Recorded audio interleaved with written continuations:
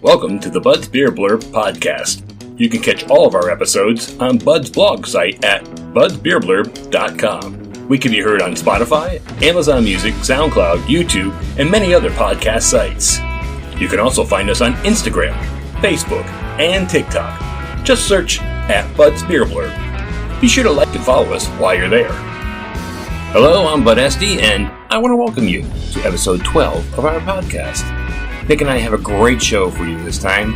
First, we have Matt Clark and Josh Torres of B Sharp Brewing. They'll be here telling us about their beer brand and giving a certain someone a taste of their beers. Yeah, that certain someone's me. Also, Nick and I review Rare Fog by Abomination Brewing, and this Triple IPA sparked the need for another edition of Hops 101. These and our normal shenanigans are coming right up after this. Are you tired of running out of beer? Introducing Insta-Beer. Just add cold water and you're ready to go. Wow, that was fast. Well, let's give it a try. Ugh, what is this? It tastes like cardboard. Insta-Beer. For those who can't wait, but maybe should. Hi everyone, check this out. It's called Insta-Beer.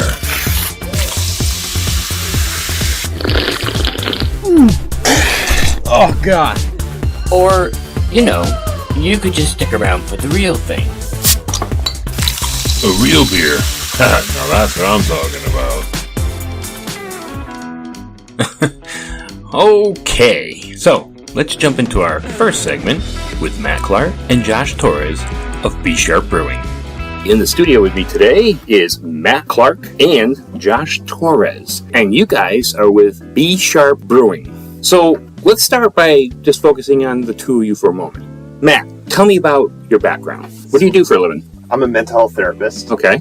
So I own a mental health practice in Windsor area and outside of Boston, and been doing that since 2012 or so. Been basically every aspect of that industry. Community agencies, worked in corrections for a while, and basically got into brewing and met my partner here.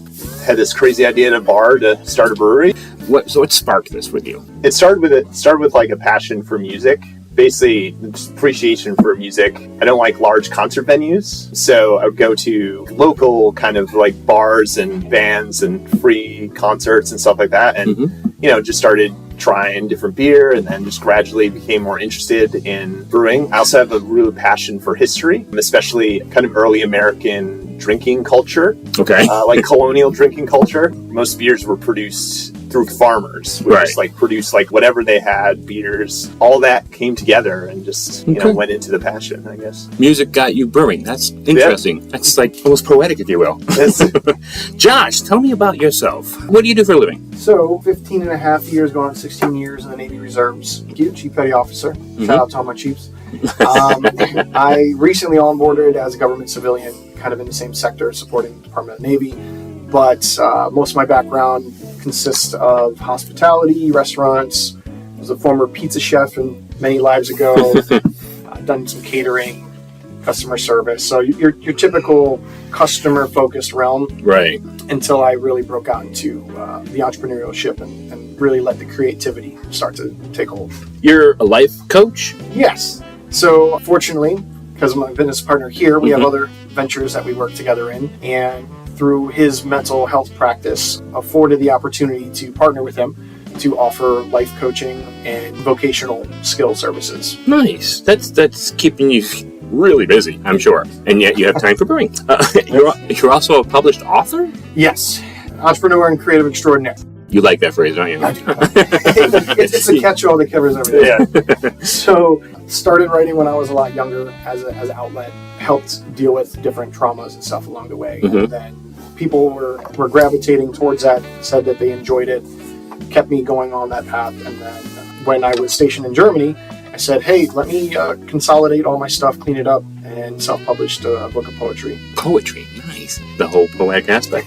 And what is a Manning analyst? Manning analyst is the formal title of it, but basically I'm dealing with training, education, and some HR aspects with regards to reserve personnel in the Navy. Okay, and what's your personal story behind why you got into brewing?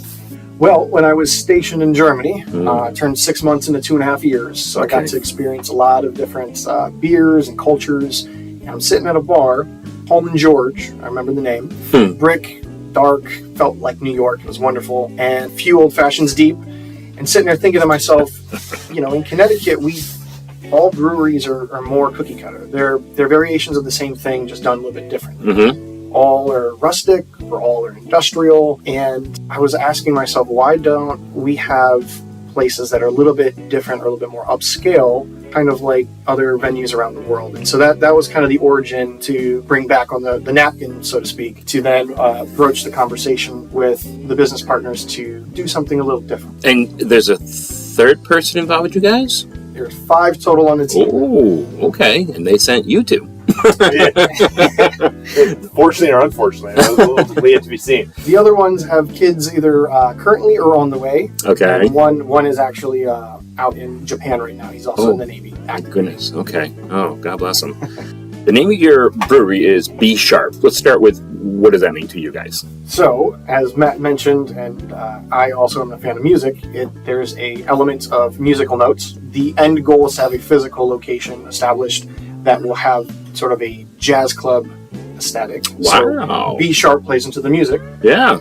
And then based on our slogan, Be Bold, Be Legendary, Be Sharp, it ties into being presentable. Carrying yourself with the air of class or care when you present yourself. Yeah, and also making like a statement to be, remembered by. And where are you located? We're located in Windsor, and expanding from there. What are the plans for your company, for the brewery itself? I mean, well, let's talk about it. I mean, do you have a physical brewery right now? We do not. Okay. So we established in 2020. We had this great idea, unique. We were going to come hit the market. Yeah. COVID hit. Yep. Boom. Real estate went sideways, and so we had to get creative about getting creative. And so we don't have a physical location. We were going to explore taproom, and that didn't pan out as well because it's still mid-COVID. And so ultimately we opted to go with a contract brewing route, which is where we are today. Who are you brewing with? Thomas Hooker. Brewing Thomas Hooker. They have a long storied history. They know the brewing industry really well. Oh, yeah. They've actually been really awesome partners so far. A lot of education, everything else. Yeah, I always hear good things about people who brew with them and or use them for contract brewing. Everybody loves the owners and the staff there. So you guys picked a good brewery to work with. They have great products, and we were very appreciative of them. They've been very, very amenable to us, and especially with us starting out. We attempted to reach out to a couple other places, but it's hard. Either other breweries want you to be established, and Thomas Hooker gave us a chance, so we're very appreciative. That is awesome. That is awesome. And now you have a head brewer, master brewer that is with you guys. We do have a master brewer. Okay. He actually came to us through kind of the Brewers Association, was it? Yeah. Putting that out for him. Putting that out for him. He's an amazing character. He's a bit lovingly quirky. Has award-winning brews of his own. Kind of owns a brewery or two. Is it 2 breweries out? He's got a wealth of knowledge. He's been in the industry for some time. He's like our uncle, our fun uncle, if you will. Okay. He recently opened up and acquired a distillery, so he's now migrated into a new era. Yeah. And if you ever get a chance to go out to Claremont, California, that's where he is out. Okay. It's Evolve Distilling. It's a wonderful, small, little intimate venue. Great products. Well worth the trip. Okay. So is a tap room brewery on hold? Are you still actively searching for a location? What's going on with that? So the tap room physical location is still moving that direction. So we're starting out with kind of the contract brewing. Going to be available in stores hopefully this fall. Oh my goodness! Really? Yeah. Oh, congratulations! Thank you. And going to evolve hopefully into a tap room from there, and then build in music from there, and kind of gradually grow. Gradually grow. And that's the only way to do it. If you're pushing it too much, you're gonna slip and fall. And these days, the way things are going, I mean, we just had the recent closure of Labyrinth Brewing in Manchester, which, was near and dear to my heart because it was 15 minutes down the road for me, and they made great beer. So, speaking of beer, what is your focus on that? What, you have a certain style that you're going for? We are trying to do things that are a little bit more, I would say, traditional. Just because the market has gone so far heavy onto the IPA space. There was that time period where it was the big boom, right? Everybody's doing IPAs. Sure. It's great. We want to diversify and go back to some of the classics. Excellent. Yeah, so right now we have we do have a classic kind of West Coast IPA that we're doing right now, and also Hefeweizen that we also brew. I do particularly like the Hefeweizen. I lean more toward, for my preference, brew style or beer style, more toward the German style kind of lagers, German style beers. Very crisp. There's no low note at the end of the evolution, which is very awesome. You're going to try and bring back the classics, like you said. Are you guys familiar with a New Cambridge project? They took over the Firefly location. Oh, okay. And also Dead Language. Okay, they took over the Hog River location in Hartford. And those two, especially Dead Language, he's focusing on lagers and things like that. He's bringing the same thing, the classics. So you might want to pop into one of those two locations and say hi and introduce yourselves and listen to what they have to say too. They're both very good breweries. And I think that's great because I've been watching the market in terms of what breweries are producing and where they're going. And I think you guys are on to something, honestly. All right, I think you've picked the right brand and marketing for your beer. Yeah, the right styles. So, what beers did you bring with you today? So we brought half of our starting lineup. These are the only beers that we have in production currently. Okay. So we have our Hefeweizen, 4.5%, and it's called the Hartford Social. Okay, that's cool. And then we have our West Coast style IPA, more sessionable, 7.7, and it's called Prohibition. Okay, so the going joke on my show is that I don't like West Coast style IPAs, but you're saying more session.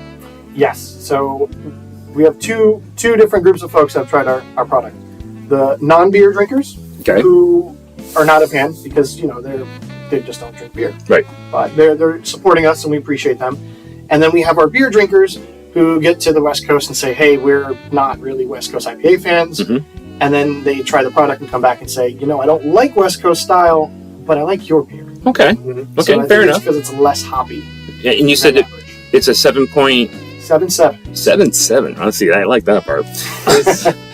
Guys, I like the artwork too. I mean, it's very, very simple.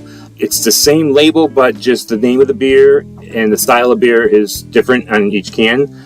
I like that. That stands out. It really does. It's not the crazy art, which I don't disapprove of that. I think some of those cans are really cool, but this is eye-catching. I really am impressed with that. It stands right out. Are we going to be tasting some beers? Of course. Yeah. Can't have beer not tasted. Thank God. One interesting thing as well. So we are working on our Oktoberfest in Marzen. And so the label will look almost identical, except in the background where you see the traditional styling on these. It will be your blue and white patterning in an Art Deco essence. Okay. So that it reflects the Oktoberfest nature. Right. Okay. All right. So which one you want to start with? I mean, I'm a fan of Hefeweizen myself. That's what I'm going to recommend. It's the lighter one too, so you can gradually walk it up. May I crack it open? Sure, certainly. Okay. Nice. And he pours. I'm not doing an official review here, okay? It's just us just tasting, but I do want to catch the aroma. And you have a really classic Hefeweizen's aroma going on here. Would you say that you're a little heavy on cloves? Yep. Yeah? Okay.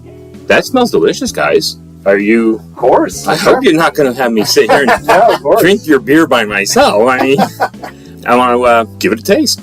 Got to watch the expert trying it over there. Yeah, nice and light. A little bit of banana coming through. The clove is actually well balanced. I had a Hefeweizen yesterday that was very similar to this.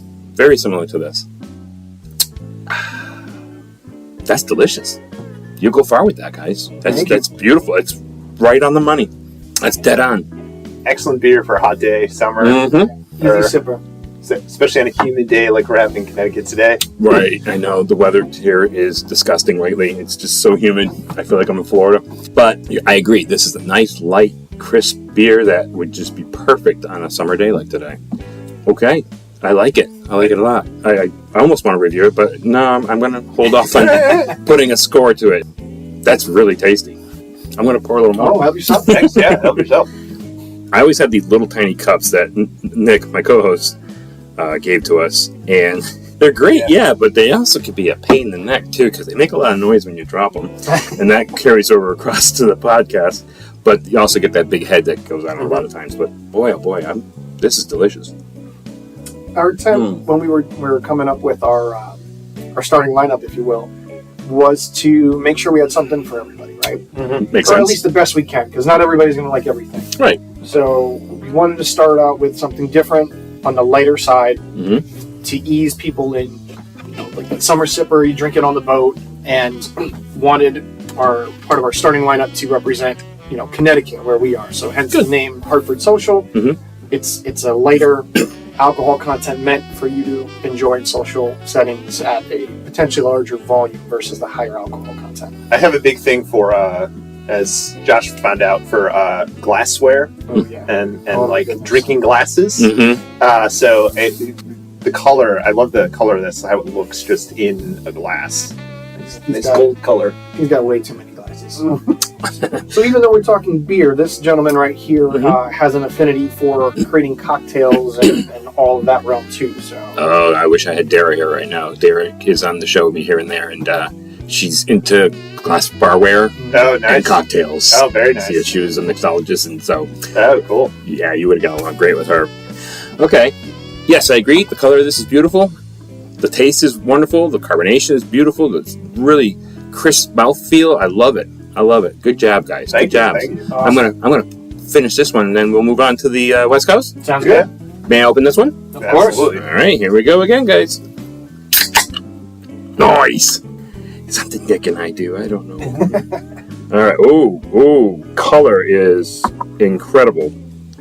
Okay, so you're saying it's more Session, but I'm catching really West Coast. You're gonna get the hops on there. Yeah. It's Oh, yeah. unavoidable. Yep. What hops did you use? You're not one of those brewers. Come on. All the secrets. Well, I mean, just the hops that you're using isn't a major secret, is it? It shouldn't be. So Transparency's very nice, guys. it is. I just don't have the actual. It's a variety, honestly, Okay. of it. It's not just a single set; it's a collection. Okay. And I don't have the actual recipe. That's okay. Well, I mean, your master brewer is the one that came up with this, so yeah, I totally understand that. You know. We leave all the magic to the Wizard of Oz. Yeah. There's a lot of times I'll be talking to like the two brewery owners.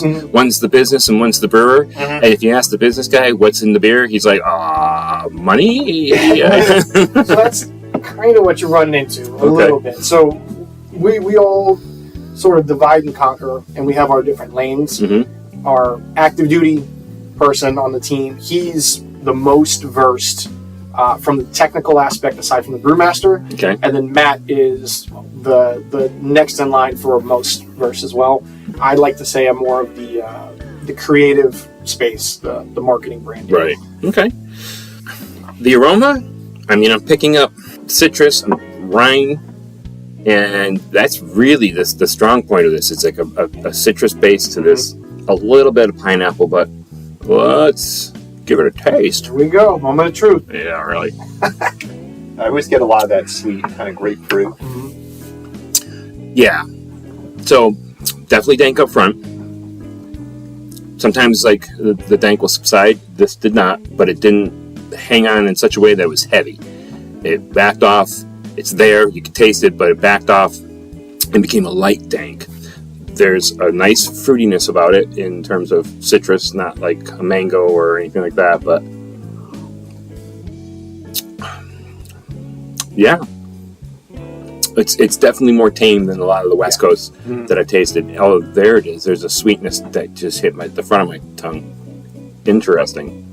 it kind of evolves the more you drink it, Mm-hmm. and that's the magic about this one, in that it's not as powerful or as potent on the hops Mm-hmm. as your typical West Coast would be, Mm-hmm. which is why I think those folks who aren't normal fans find this enjoyable. Yeah, that sweetness. It's kind of hidden a little bit, but it's hard to tell if it's a melon or a papaya. But it's nice. It is nice. So in terms of a West Coast, it's not your harsh style. It is definitely a lighter style, and I like it. And if I was going to give this a rating, it would get a higher rating. Absolutely. Did we convert you? But no. No. Next one. I'm dealing with a few brewers, and I'm going to be doing some collaborations with them. And, they're like, well, what style, bud? Well, the IPAs are still kind of going strong at the moment, and I'm known for loving triple IPAs. Oh, okay. But I can't find a brewer that wants to do a triple. I don't know if it's the time-consuming aspect of it or whatever, but I tell them, if we're going to do an IPA, it's got to be hazy, and it's got to be the fruity, thick, nice, not fruited, but, that nice, bring the temp down on the kettle and do your dry hop, your whirlpool hop at a lower temperature. Let's bring the sweetness out. That's what I like to do. But yeah, this is very good, guys, and Okay, thank you. I can definitely appreciate it. Awesome. Definitely, and I'm even going to finish it. Do you enjoy the ones with more lactose, a little more orange juicy, if you will, in your glass? Not necessarily the lactose style. I mean, Back East has theirs. When you start getting into Ice Cream Man, things like that, that's delicious. And then when they start doing the double scoop, triple scoop, when we hit triple scoop, I was in love.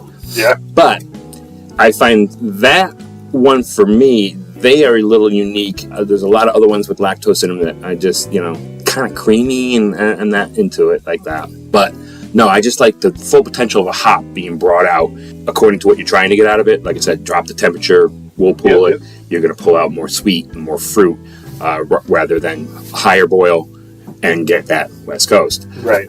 So, yeah, hopefully I'll find a brewer that will work with me. That and a Doppelbock. Is there any brewers out there that can work with me on a Doppelbock? I'd like to see that happen. That'd be a good one. Great. If you do find one, let us know. Very good. Very good.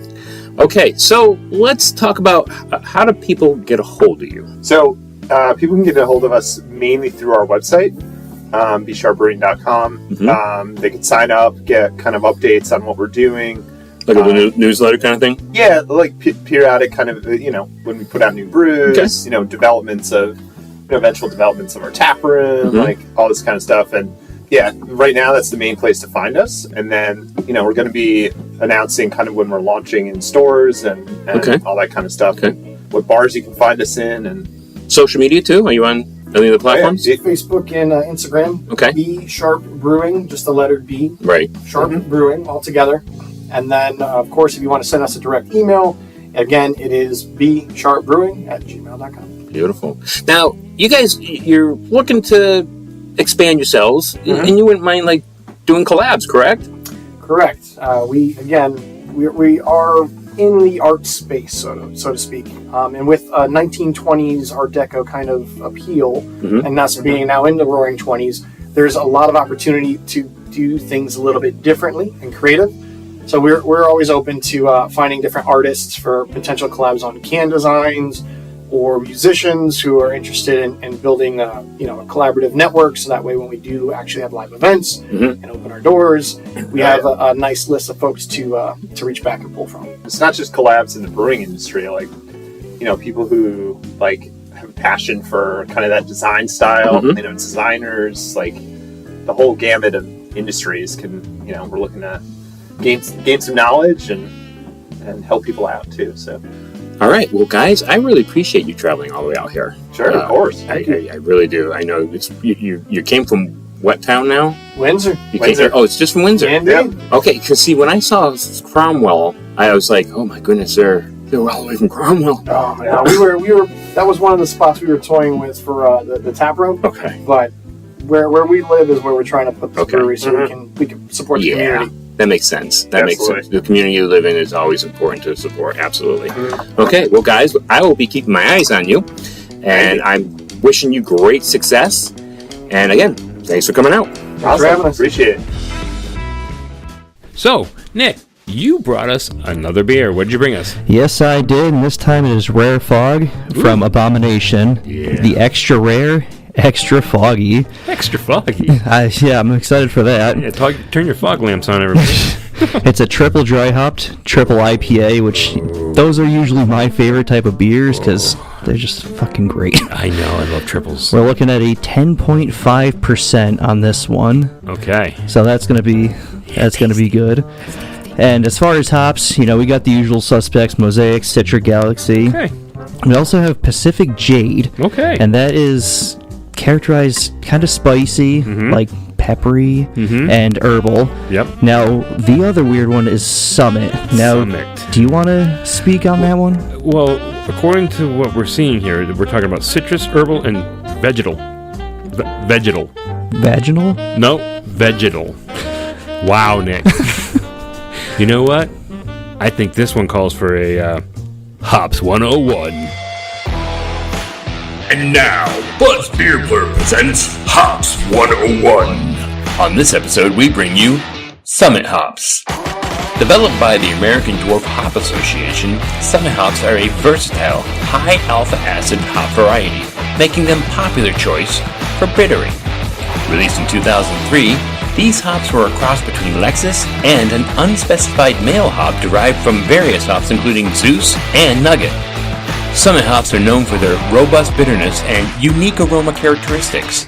They offer a complex blend of flavors including citrus, notes of orange, pink grapefruit, and tangerine. They're also known for their earthy and spicy notes of pepper and various spices.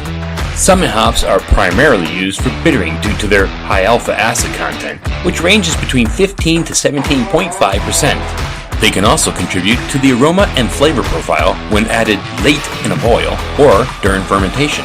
However, brewers should be cautious of the potential for sulfur notes similar to onion or garlic. These notes are often described as vegetal. Summit hops are excellent for IPAs and pale ales. Their strong citrus and earthy notes complement these hop-forward styles. Peppery and spicy flavors add depth to dark beers such as stouts and porters. Pros include high alpha acid content for effective bittering, along with the complex and intriguing flavor profile. Let's not forget the versatility of beer styles. On the con side is the potential for undesirable sulfur notes, and the flavor can vary significantly between harvests. Summit hops are a powerful and distinctive hop variety that can add a unique twist to your brews. While they require careful handling to avoid off flavors, their bold bitterness and complex aroma make them a valuable addition to any brewer's toolkit. This has been Hops 101. So, now we got the lowdown on Summit. Let's move into the beer here. We're talking about Abomination Brewing again. And, well, you and I always say, haven't had a bad beer out of it. And when I bring the weird ones from them, they pull it off. Yeah. Somehow. You do have a weird one in the fridge still. It's, yeah. But we won't go into that one yet. We'll talk about this one. So, well, let's just get into it, shall we? Let's open it up. Nice. Ooh, dude. I can already smell that. Right? I'm not even pouring yet, and I can smell it. Oh my god, that is extra foggy. Look how... Oh my... Okay, so this is really a thick IPA. Yeah, it is. Holy moly. Lots of citrus in the aroma. I know, I don't even have to put my nose in it. I'm also picking up some sweet fruit, but I got some, pink grapefruit in here. Yeah, I'm picking up the grapefruit. That's really sweet. It is. Wow. You already got your mustache in it, too. Oh, yeah. That's my way of sneaking taste when you're not looking. I just lick the stash. Oh, I see. They call it the flavor saver. But I think in this one particularly, citrus is the most prominent. Yeah, absolutely. Which, not surprised with those hops. Little grassy. That's that herbal. The herbal. I'm not. But we got 2 in here. Well, actually 3 that have that herbal profile. So I'm not smelling that profile of the Summit though. The vegetal on that. Well, that could be that grassy also, though. You know, vegetal is probably just like akin to herbal. You know, plants. Well, let's give it a taste.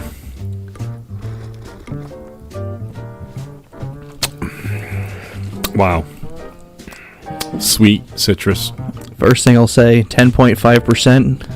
I don't taste it. No, that is well hidden. I'm in danger. This is very dangerous beer. Holy moly.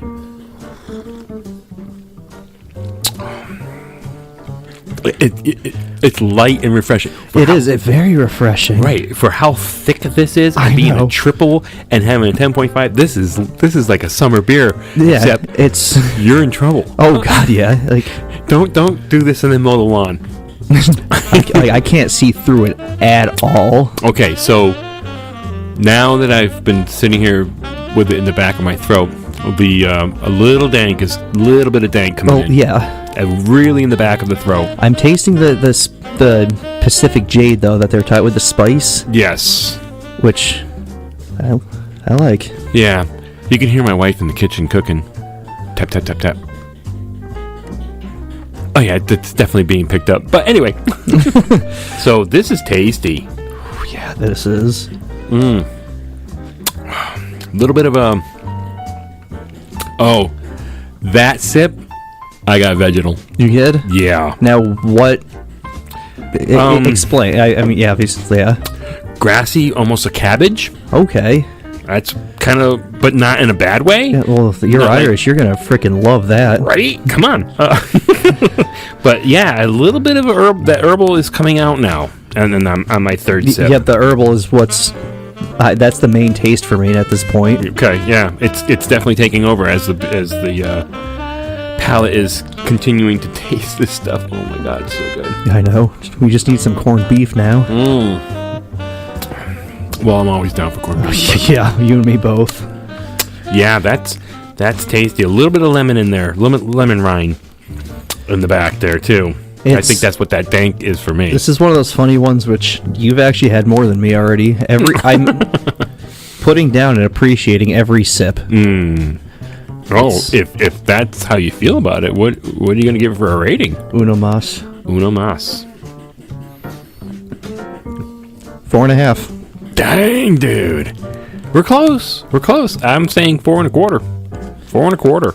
It's very good. It is very good. Very, very good. And when you start getting over the 4 limit with us, yeah, this is a beer you want to go out and get. Absolutely. I can't imagine how good this would be off the tap. Yeah, I mean, any of the fog beers, they're all fantastic, but this is one of their best for me, if not the best I've had from them. So yeah, triple dry hopped, and they say with a insane amount of, I believe it was the Galaxy. Yeah, the Galaxy. They said an insane amount of Galaxy.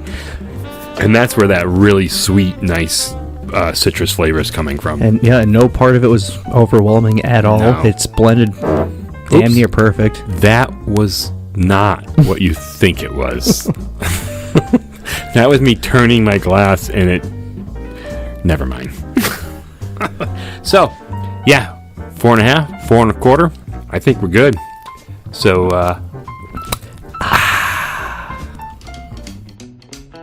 And there you have it, episode 12.